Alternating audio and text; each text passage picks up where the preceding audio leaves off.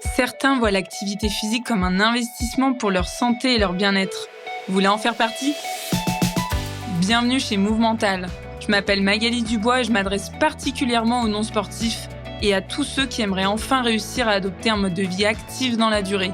C'est en vous partageant des connaissances, des expériences et des points de vue différents que j'ai l'intention de vous aider à bâtir l'état d'esprit et la motivation nécessaires pour le faire. Alors j'espère que ça vous aidera et que vous aurez envie d'en parler autour de vous.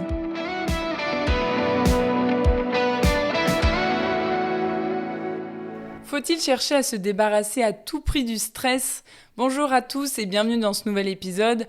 Récemment, j'ai animé un atelier sur la gestion du stress et une personne m'a dit « Mais quand même, on serait beaucoup plus heureux sans tout ce stress ». Et puis peu de temps après, sur Instagram, j'ai reçu la question suivante « Faut-il chercher à se débarrasser à tout prix du stress ?» C'est pour ça que je suis face à vous aujourd'hui pour vous parler de gestion du stress, puisque j'ai comme la sensation que c'est une question que beaucoup de personnes se posent, sachant qu'on est tous confrontés au stress dans notre quotidien. Autant en parler, c'est super important.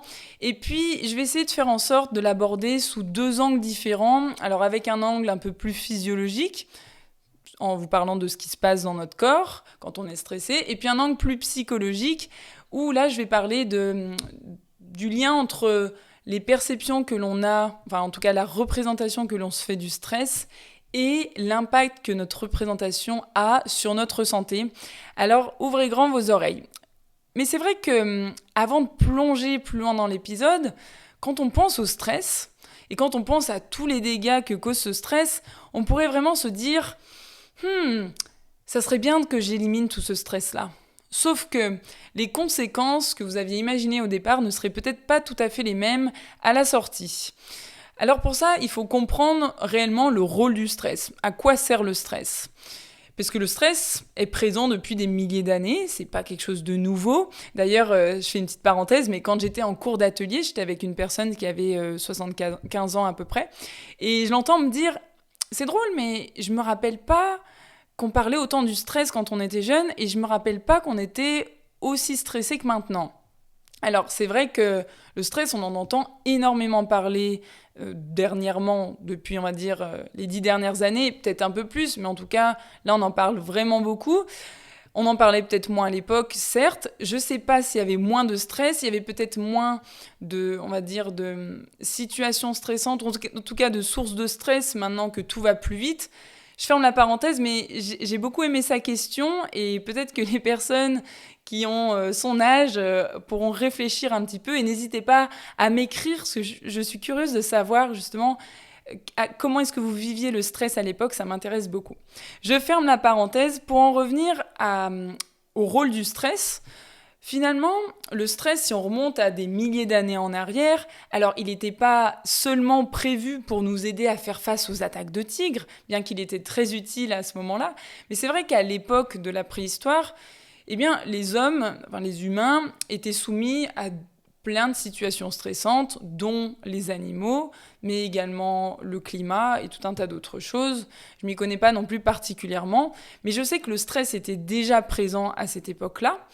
Et puis aujourd'hui, le stress, même si on n'est plus soumis aux mêmes sources de stress, même si on ne croise pas des tigres à tous les coins de rue, on a d'autres formes d'agression, on a d'autres formes de prédateurs, d'autres sources de stress, d'autres situations qui sont menaçantes à nos yeux.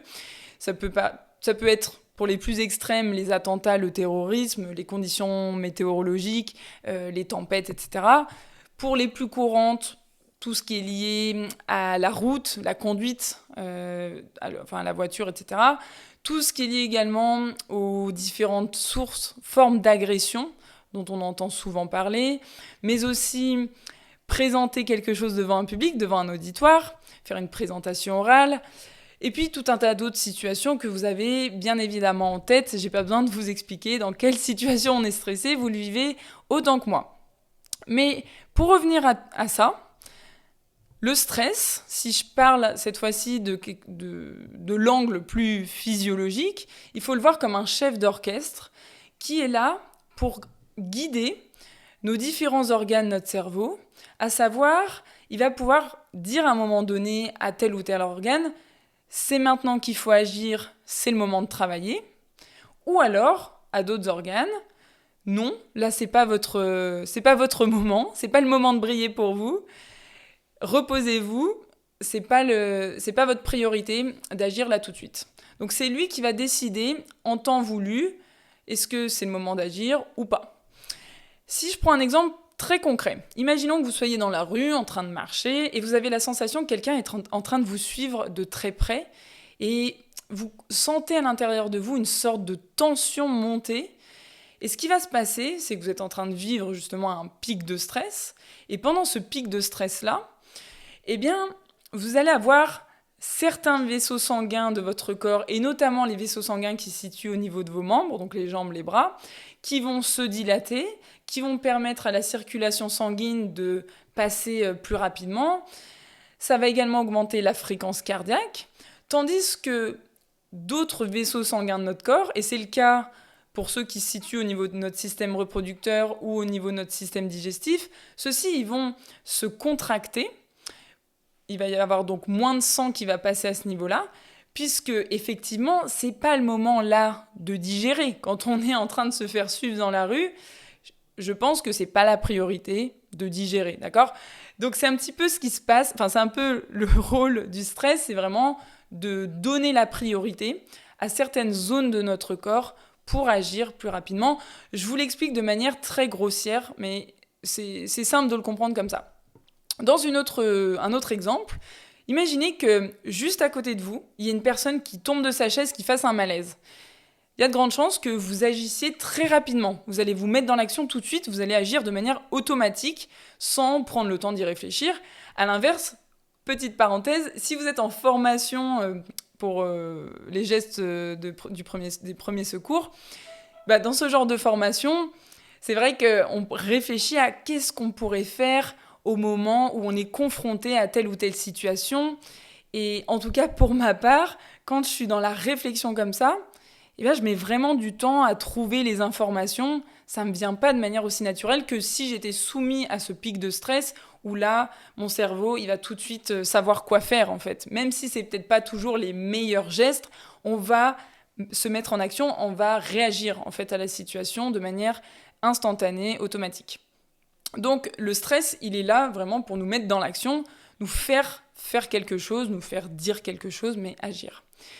Si je pense à d'autres bénéfices que le stress a, là je vais vous parler plutôt du système immunitaire. Si vous êtes enrhumé ou vous avez une infection virale ou un virus, une bactérie, enfin peu importe, en tout cas vous avez quelque chose qui vient titiller un peu votre système immunitaire, et bien là le stress, il va être intéressant parce qu'il va permettre à notre rate de développer des cellules tueuses pour aller se défendre contre ces différents agents pathogènes et faire en sorte d'éliminer l'agresseur.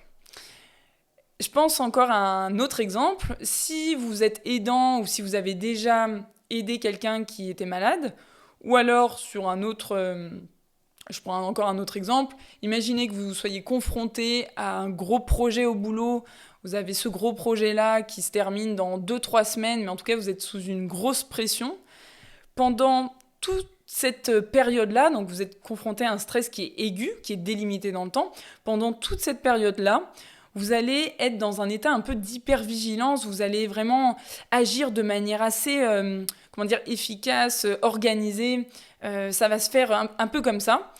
Par contre, c'est possible qu'une fois que ce stress-là, il retombe, que vous soyez un petit peu plus fragilisé parce que votre système immunitaire, il sera un peu moins stimulé.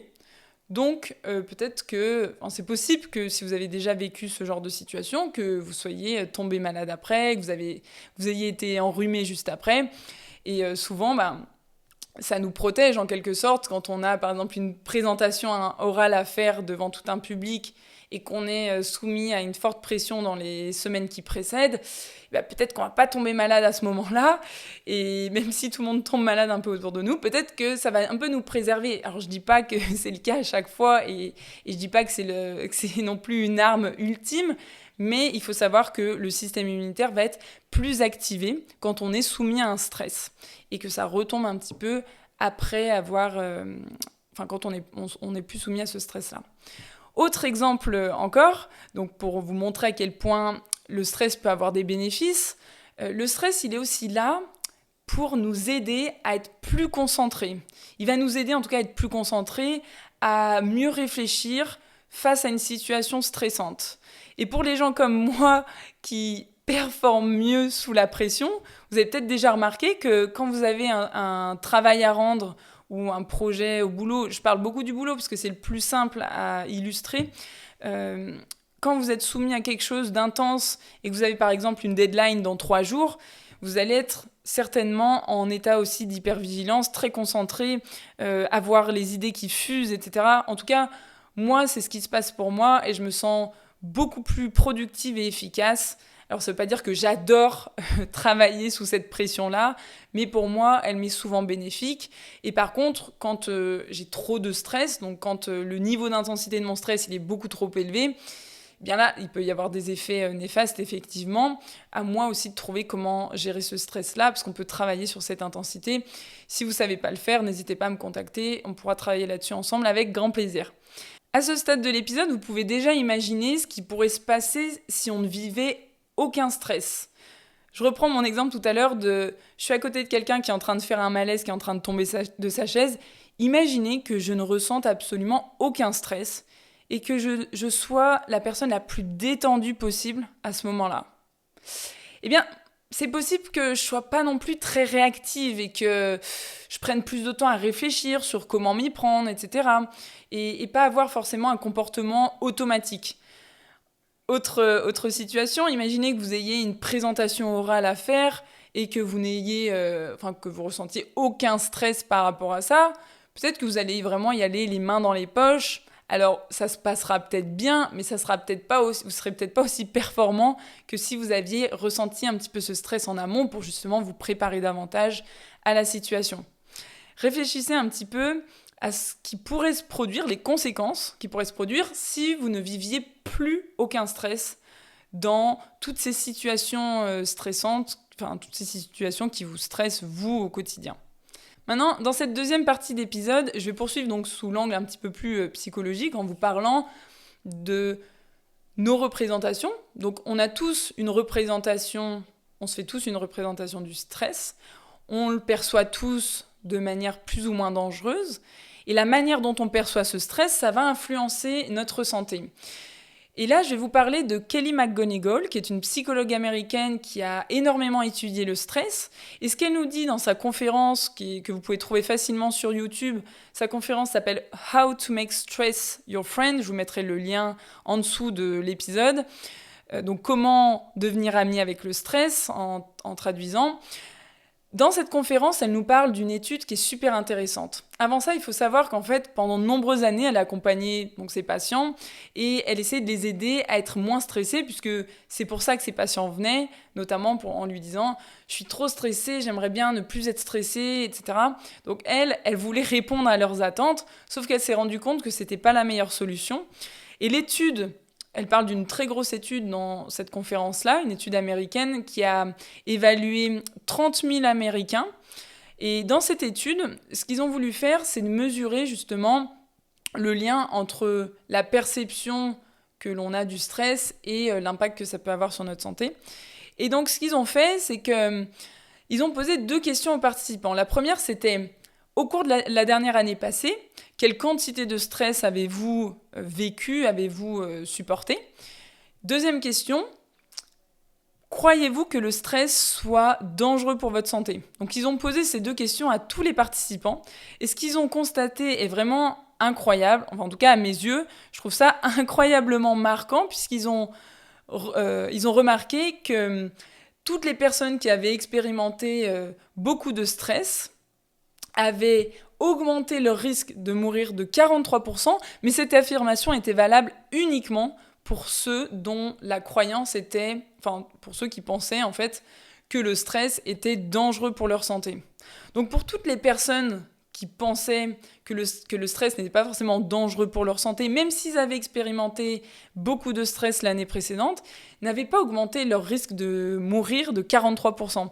Et ça, c'est super intéressant, je trouve, de constater ça, que c'est pas uniquement le stress que vous subissez qui cause des dégâts, mais c'est aussi la manière dont vous représentez ce stress, l'état d'esprit que vous avez par rapport au stress. Et pourquoi ? Parce qu'en fait, quand on change notre état d'esprit par rapport à ce sujet, on change la réponse que notre corps fournit face au stress, et notamment au niveau de la structure de nos vaisseaux. Donc, quand on est soumis à un stress chronique, par exemple, et qu'on est persuadé que ce stress-là est dangereux pour nous, eh bien, nos vaisseaux sanguins, ils vont avoir une structure, une forme qui n'est pas très saine et qui justement va favoriser l'hypertension ou tous les troubles cardiovasculaires. Donc quand on a un état d'esprit qui est beaucoup plus positif par rapport au stress, beaucoup plus utile par rapport au stress, eh bien, on va avoir nos vaisseaux sanguins vont avoir un aspect beaucoup plus sain et donc on évite ces différents troubles cardiovasculaires. Et cette avancée scientifique, elle nous amène vraiment à repenser la manière dont on perçoit le stress et si finalement le stress pouvait m'être utile et si finalement le stress pouvait avoir une utilité. C'est seulement à ce stade de l'épisode que je vais faire lien avec l'activité physique. Prenons l'exemple d'un cours de sport collectif, un cours où il y a un sport collectif où il y a un ballon, donc le hand, le basket, le rugby, le foot, ce que vous voulez. Mais imaginons que ce soit votre premier cours, que vous y alliez avec justement un peu de peur et de stress. Eh bien, ce stress-là, je pense qu'il va vous mettre dans un état d'hypervigilance où vous allez être plus concentré, peut-être faire plus attention à ce qui se passe. Et ce stress va certainement vous sauver et vous sauver d'un œil au beurre noir ou vous sauver en tout cas d'un ballon dans la tête, d'une mauvaise passe, etc. Donc, c'est intéressant de comprendre à quoi me sert ce stress-là et qu'est-ce qu'il me permet de faire ou quelles ressources me permet-il de déployer pour réagir face à les situations qui me stressent. C'est une situation parmi tant d'autres. Je ne vais pas forcément aller sur d'autres exemples, mais je vous invite à faire ce travail-là, cette réflexion, repenser à des situations stressantes que vous avez déjà expérimentées par le passé dans des séances d'activité physique, et puis repenser à quoi ce stress-là, il pouvait vous être utile sur le moment. Si vous êtes en ce moment confronté à un stress dans l'activité physique, posez-vous donc cette question-là. Qu'est-ce que le stress me suggère de faire ? Qu'est-ce que le stress m'incite à faire en termes d'action, à dire ? Puisque, comme vous l'avez bien compris, à la fin de l'épisode, le stress vous incite à passer à l'action et à réagir face à ce que vous êtes en train de vivre. Et puis, bien sûr, vous pouvez aussi répondre à ces différentes questions par rapport à des situations stressantes dans votre vie, même qui sortent de l'activité physique, mais essayez quand même de le rattacher un peu à l'activité physique, puisque, bien sûr, c'est le sujet principal de ce podcast. Alors, je ne sais pas comment vous vous sentez à la fin de cet épisode. Moi, personnellement, quand j'ai mieux compris, en fait, le rôle du stress, le jour où j'ai vraiment compris que la meilleure solution, c'était pas d'éliminer le stress, mais plutôt de mieux le gérer en essayant de mieux le comprendre, eh bien pour moi la pression elle est tout de suite redescendue. J'espère que pour vous aussi ça vous aura permis de voir un petit peu différemment le stress. Je vous laisse là-dessus. Alors n'hésitez pas à me faire part de vos commentaires, à me poser toutes vos questions sur le sujet. J'essaierai de vous y répondre dans un prochain épisode. Et sinon, je vous invite à me mettre 5 étoiles sur ce podcast. Ça m'encouragera à vous proposer encore plus de sujets comme celui-ci. En attendant, je vous dis à la semaine prochaine. Bonne journée à tous. Salut!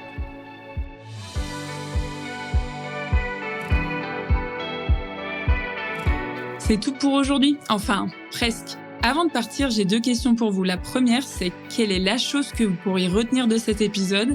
Et la deuxième, à qui vous pourriez la raconter ? En partageant ce podcast et en lui attribuant la meilleure note possible, vous inspirerez d'autres personnes à être plus actives. Et comme votre avis compte beaucoup pour moi, n'hésitez pas à me faire part de vos réflexions, j'essaierai de vous répondre. À bientôt !